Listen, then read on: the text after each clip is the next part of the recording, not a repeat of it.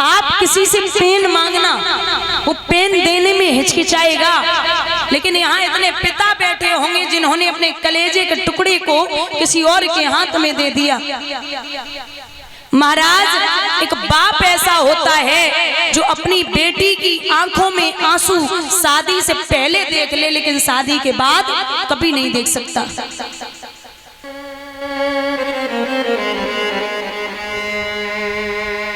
और निवेदन है, आप अगर बच्चों की भी शादी करो ना, तो बुजुर्गों घर में बहू लाना, बहू रानी मत लाना। बहू आएगी वो संस्कार लेके आएगी, और बहू रानी आएगी वो कार लेके आएगी। बहू आएगी वो आपका कहना मानेगी, और बहू रानी आएगी आपको उसका कहना मानना पड़ेगा। बहू आएगी वो आपके इशारे से चलेगी, और बहू रानी आएगी आप उसके इशारे से चलेंगे। बहू आएगी वो घर का काम करेगी, घर की देखभाल करेगी, लेकिन बहू रानी आएगी आपको उसकी देखभाल करनी पड़ेगी। महाराज, जिसका बाप 50 लाख रुपए देगा वो बेटियां काम नहीं करेंगी। जितना हो सके गरीब घर से रिश्ते जोड़ने की कोशिश करना, क्योंकि जो सम्मान गरीबों के घर में है वो अमीरों के घर में आप कभी नहीं ले सकते। अमीर के यहाँ आप कभी जाना, वो कान से फोन लगाएगा, वहाँ ईंट पहुँचानी है, वहाँ लेबर पहुँचानी, वहाँ पैसा पहुँचाना है, वहाँ बालू पहुँचानी है, ये 1000 फोन आएंगे उसके, आपको 5 मिनट का समय नहीं दे पाएगा। लेकिन आप किसी गरीब के यहाँ जाना, घर में अगर सही ढंग का बिस्तर नहीं है ना तो कहीं से लाएगा। घर में अगर बिजली की व्यवस्था नहीं है, लाइट अगर ना आए पूरी रात, तो पूरी रात हाथ से पंखा करेगा, खुद नहीं सोएगा, लेकिन आपको सुख की नींद सुलाएगा। सम्मान जो गरीबों के यहाँ है वो कहीं नहीं पा सकते आप। और बेटियां, जरूरी नहीं है कि महाराज भगवान भले ही गरीब को पैसा न दे, लेकिन बेटी जरूर सुंदर देता है और संस्कारी देगा। और निवेदन है, यहाँ इतने लोग बैठे हैं दादा, सब लेना शादी में, लेकिन कभी भी पैसे की मांग मत करो। अब वो मेरा कहना आप मानो या ना मानो, क्योंकि एक कहावत है, बेटी को इतना पढ़ाइए और इतना काबिल बनाइए जो आपको दहेज देने की जरूरत न पड़े, और बेटे को इतना पढ़ाइए, इतना काबिल बनाइए जो दहेज लेने की जरूरत न पड़े। जो पिता अपनी खुद का शरीर 1 महीने पहले से शरीर नहीं जिसको समझता, तो आप उससे क्या और ले सकते हो। एक बाप अपने कलेजे का टुकड़ा देता है, एक बहन अपने खेलने का खिलौना देती है, एक भाई अपनी परछाई देता है, घर की रौनक चली जाती, और आपको दहेज में क्या चाहिए। एक पिता के 3 बेटियां, वो नौकरी करता था 20-25 हजार रुपए की, तो जब बारात आई बेटी की शादी कर रहा था, तो दामाद जो था वो बारोठी पे ही बैठा रूठ गया, बोले हमें गाड़ी चाहिए। हाथ जोड़े लड़की के पिता ने, बोले बेटा ये तो मांग पहले नहीं थी, और अब अगर आप मांग रहे हो तो मेरे पास इतना पैसा नहीं है जो आपको हम 4 पहिए की गाड़ी दे दें। अब जो भी है निभा लो, आप मेरे बेटे के समान हैं। दामाद बोला अगर गाड़ी नहीं दोगे तो बारात वापस ले जाऊंगा, इज्जत अगर चाहते हो तो गाड़ी दे दो। पिता ने सर से पगड़ी उतारी और दामाद के चरणों पे रख दी और जवाब दिया कि ये मेरी बेटी है, छोटी सी नौकरी है, अगर बड़ी बेटी को मैं गाड़ी दूंगा तो 2 और हैं, उनको भी देनी है। बेटियां तीनों बराबर हैं, लेकिन वो जिद कर गया। पिता ने यहाँ वहां से पैसे लेकर के दामाद को गाड़ी दी। माताओं बड़े अच्छे से शादी हुई। अब जब विदा करा के वो लड़का लाया तो सुबह ही सुबह उसने अपनी पत्नी को उठाया, चल मंदिर चलना है, थोड़ा दर्शन करने हैं, तो चलो। वहीं बिठा लिया। गाड़ी में और गाड़ी लेके चला। अब गाड़ी इतनी स्पीड में है, पत्नी बार बार रोक रही, महाराज अच्छे से चलिए, आपको चलानी नहीं आती, आराम से चलिए। अबे आराम से कैसे चले, खुद के बाप को तो लगो ना, खुद के बाप को तो लगो ना पैसा, तो आराम से कैसे चल सकता।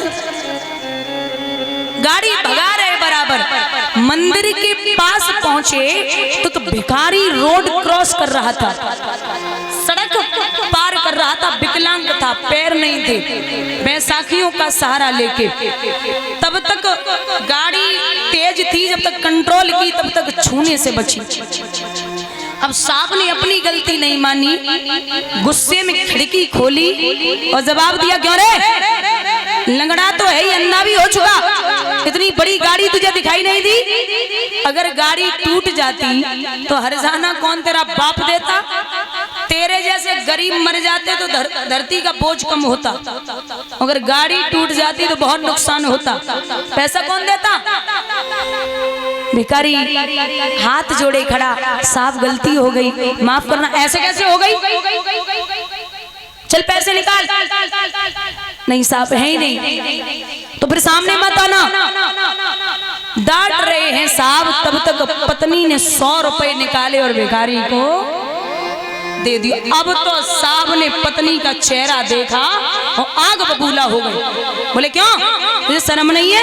अरे तेरे जैसे लोगों ने भिखारियों के दिमाग खराब किए, इसे पैसे देने की क्या जरूरत थी? जो ये बात सुनी, पत्नी पति का चेहरा देख के बोली, जवान संभाल के बात कीजिए, इसके तो पैर नहीं है और ये रोड पे खड़े होके भीख मांगता है, इसके पैर नहीं हो, ये गरीब है, और तुम्हारे तो पैर सही सलामत है, घर से ठीक ठाक हो, तुम मंडप के नीचे बैठ के भीख मांगा तो तुम्हें शर्म ना यार?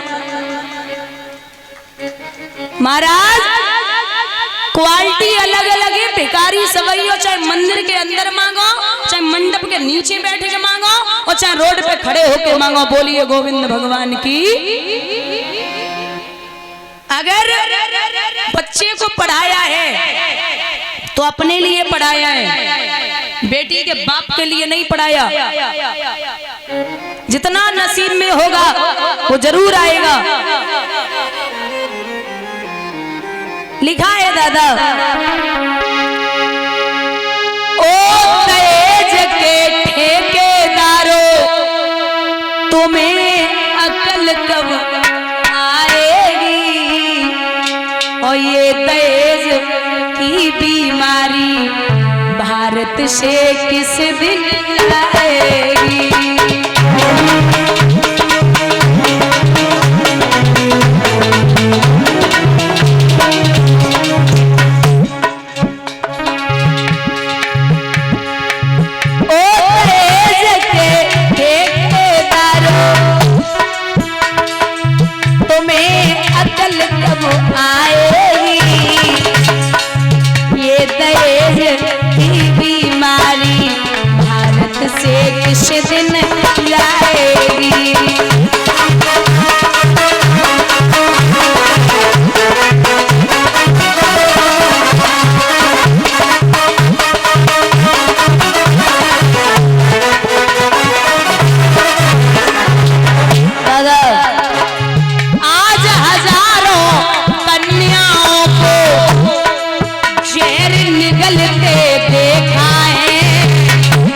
हजारों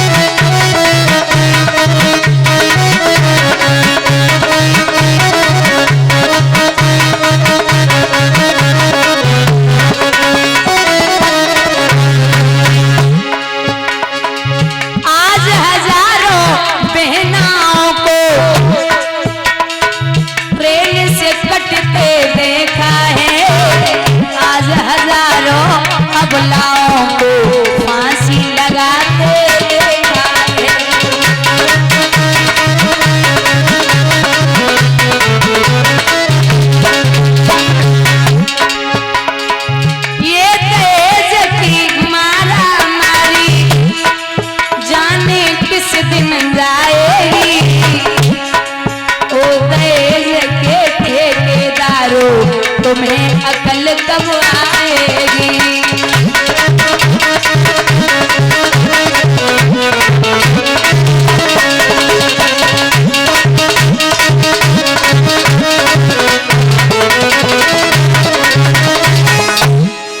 महाराज यहाँ विदा किया मैया पार्वती को बाबा लेके आए कैलाश पर्वत पर। तो जवाब दिया मैया ने कि हे बाबा, पिछला जन्म जैसे मैंने काटा वो तो काट लिया, लेकिन अब आप एक काम करो। क्या? महल बन, जिनमें बिल्ली के बच्चे वही कच्चे। आज कुमारी ने देखा बिल्ली के बच्चे म्याऊं म्याऊं करके रोने लगे। कुमारी ने देखा तो नाचने लगी, खुशी का ठिकाना नहीं। गोद में लिए बच्चे और कहने लगी, हे प्रभु तू धन्य है, हे प्रभु नर्मदेश्वर आप धन्य हो। क्यों? आपकी कृपा हो गई, बिल्ली के बच्चे जीवित बच गए। प्रहलाद मुझे ना जाने क्या कराता, क्या सजा दिलवाता, प्रभु तुम धन्य हो। कुमारी नाच रही है। कहते हैं ना, जगत में जिसका जगत पिता रखवाला, उसे मारने वाला हमने कोई नहीं निहारा रे, जगत में जिसका जगत पिता रखवाला। तो जैसे ही प्रहलाद ने ये देखा, कुमारी के चरणों में गिर गए। मैया तेरे भगवान में बड़ी शक्ति है, ये कैसे मिलते हैं? तो मैया कहती है, मेरे पुत्र प्रहलाद सुन, ये भाग्य से योनि दी परमात्मा ने, और ये काया कुटिया, ये चदरिया जो दी है ना, इसमें अवगुण भरे हैं। इसलिए ये तभी पावन और पवित्र है जब इसमें प्रभु का वास है।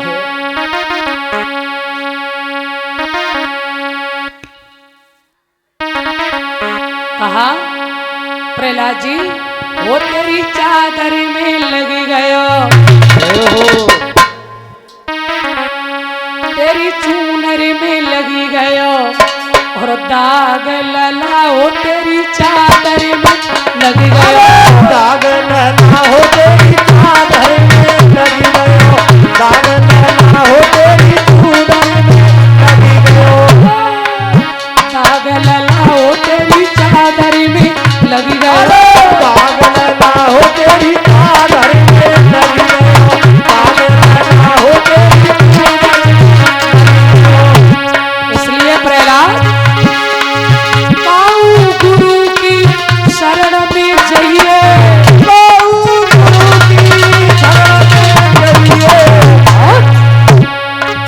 वहां से ज्ञान को सावन मंगाइए, और लला राजी तेरी मली मली की धोइली हो, तेरी मली मली की धोइली, दाग लला हो तेरी चादर में लग गयो, दाग लला हो तेरी चादर में लग गयो, दाग लला हो तेरी चूनर में लग गयो, दाग लला हो तेरी चूनर में लग गयो, दाग लला हो तेरी चादर में लग गयो, दाग लला हो तेरी चूनर में लग गयो। और मनी तेरी चदरिया मैली वही ज्ञान को सावन ले ले रे,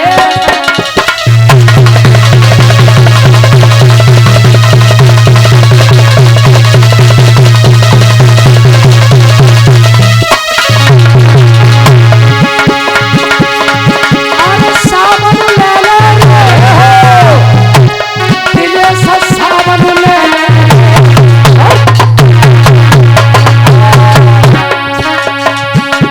सतेंद्र काया मेरी वही ज्ञान को सावन ले ले,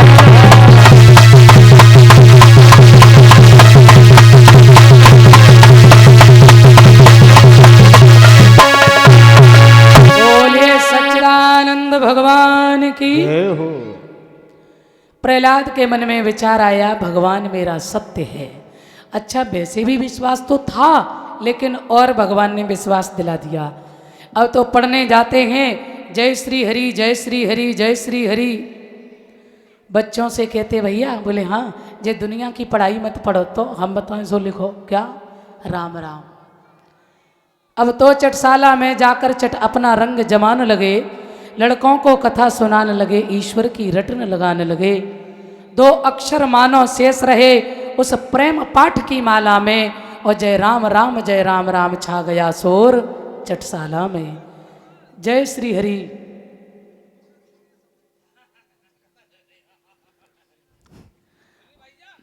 जय श्री हरि, जय श्री हरि। मेरे सज्जनों ध्यान रखना, आज प्रहलाद सबसे भगवान का नाम लेवा रहे। गुरु जी को जब पता चला है तो गुरु जी ने जाकर के सब बच्चों को बड़ी पिटाई की। क्यों? अगर हिरण्यकश्यप ने जान लिया ना तो सभी बेमौत मारे जाओगे, इसलिए कोई भी भगवान का नाम नहीं लेगा। तो बच्चे बोले ठीक है।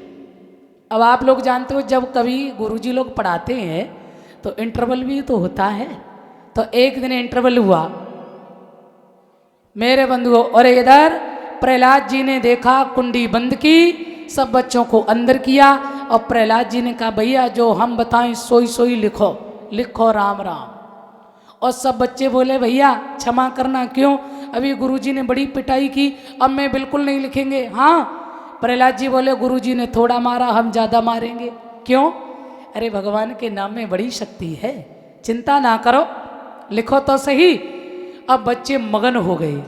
अब तो लिखते लिखते गाते गाते इतने तन्मय हो गए, किसी ने मजीरा, किसी ने कांसे, किसी ने कुछ लिया, और सब गाने लगे। गुरुजी लोग बैठे हैं, आ जाओ, वो नन्हे नन्हे बच्चे भजन कर रहे हैं, हम लोग भी तन्मय होकर गोविंद को बुलाएंगे, प्रभु को बुलाएं, हम भी अपनी चदरिया को रंग ले प्रभु के रंग में। ओ मोरी रंग दे चुनरिया, बोलेंगे सब लोग, मोरी रंग दे चुनरिया, और राम रंग में मेरी रंग दे चुनरिया, हरि राम रंग में मोरी रंग दे चुनरिया, हरि राम रंग में मोरी रंग दे चुनरिया। ओ राम रंग में, ओ श्याम रंग में मोरी रंग दे चुनरिया। राम रंग में मोरी रंग दे चुनरिया, हरि राम रंग में मोरी रंग दे चुनरिया। राम रंग रंग लई है भोले बाबा ने, राम रंग रंग दई है भोले बाबा ने, भोले बाबा ने, हाँ भोले बाबा ने, भोले बाबा ने, हम भोले बाबा ने। और पवन सुत बजरंग ने मोरी रंग दे चुनरिया। हरि राम रंग में मोरी रंग दे चुनरिया, हरि राम श्री हरि। रंग में मोरी रंग दे चुनरिया, हरि राम रंग में मोरी रंग दे चुनरिया। आप भी रंग लो, भाव से बोलें सभी लोग। और ध्रुव जी ने रंग लई, प्रहलाद ने रंग लई, ध्रुव जी ने रंग दई, प्रहलाद जी ने रंग दई, और मीरा ने रंग हे लई, हो ओ मीरा ने रंग लई, श्याम रंग में मोरी रंग दे चुनरिया, राम रंग में मोरी रंग दे चुनरिया, हरि राम रंग में मोरी रंग दे चुनरिया। और सूरदास नानक कबीरा ने रंग लई, सूरदास नारद कबीरा ने रंग दई, और ला हर तुलसी ने रंग हे लई, हो वो तुलसी ने रंग लई, राम रंग में मोरी रंग दे चुनरिया। राम रंग में मोरी रंग दे चुनरिया, हरि राम रंग में मोरी रंग दे चुनरिया, हरि राम रंग में मोरी रंग दे चुनरिया। ओ राजा राम राम राम, राजा राम राम, राजा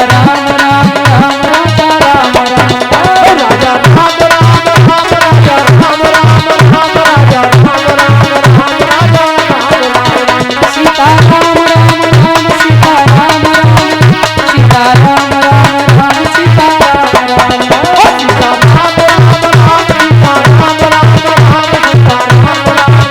सीता राम राम। और सिया